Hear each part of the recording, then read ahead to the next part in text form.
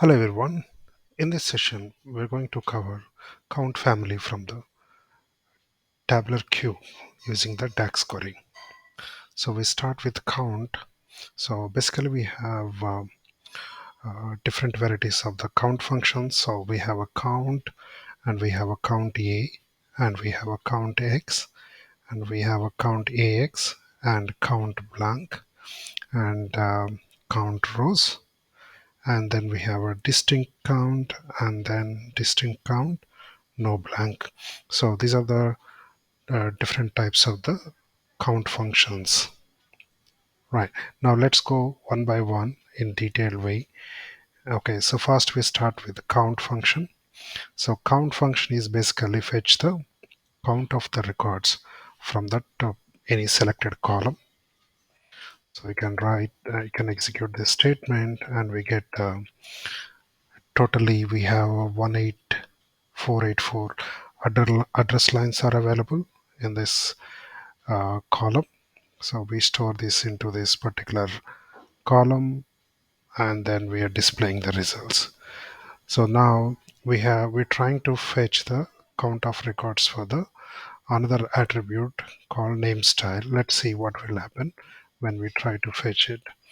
So you see here the function count cannot work with the value of the boolean type data type. So what does it mean? So this name style is actually having the boolean type records. So the count won't work for the boolean type data type columns. Okay, so now how we can solve that problem? Whenever we have any boolean data type column in your dimension, how do we fetch the count of records? So yes, we can use the count A. That is the count A function is helpful for the to handle this type of boolean data type to fetch the count of records from the boolean type columns. Now let's see what will happen.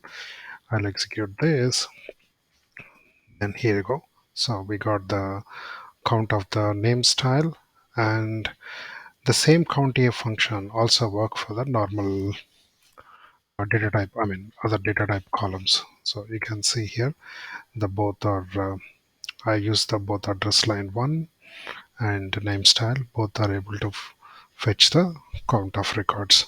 Moving on to the count X. So basically the main difference between the count and count X, so count is only fetch the count of records without and where we cannot write any expression, but the count X is help you to write the specific expression. Based on that you can fetch the count of records. In our scenario, so I want to fetch the row count in my table where my geography ID is 207.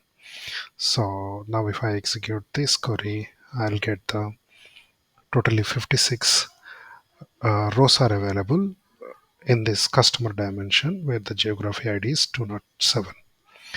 And we'll have a similar problem. The Boolean data type, the countX function won't work for the Boolean data type, right?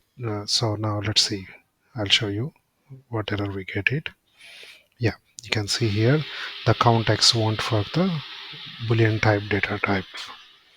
How do we solve that problem? Again, there is a one more function called count AX. So we can use the count AX to fetch the count of records for the Boolean type columns.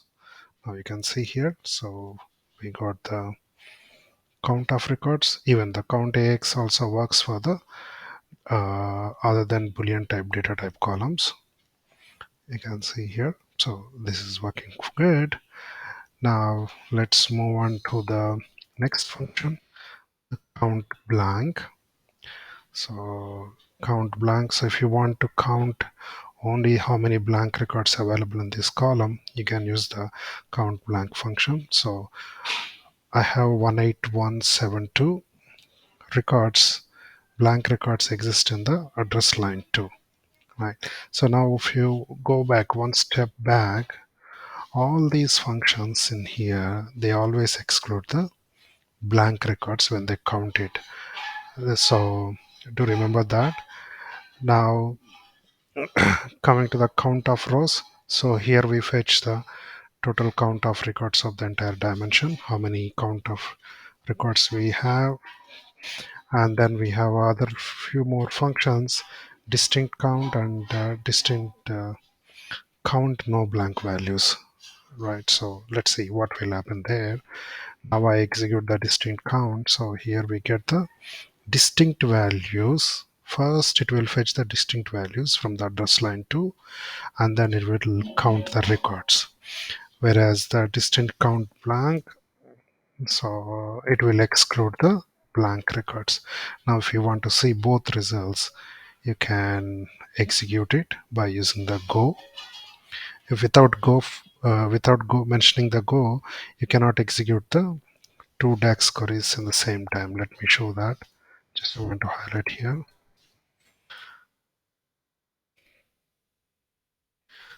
See, you won't get anything. So that's the reason it's very important we keep the go in the two DAX queries when we want to execute together. So now if I execute here, so I got the two DAX queries and their results.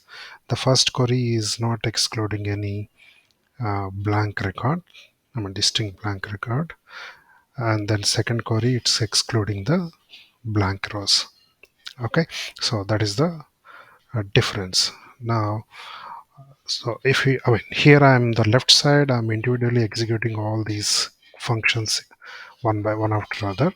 But if you want to fetch all these results in one place, you can write the define the measure. So this is the one method where you can write define your calculated measures first with their formulas, and you can call them under the using the evaluate and summarize column function and execute it. When you define the measures and execute, you can get the results in the single table format.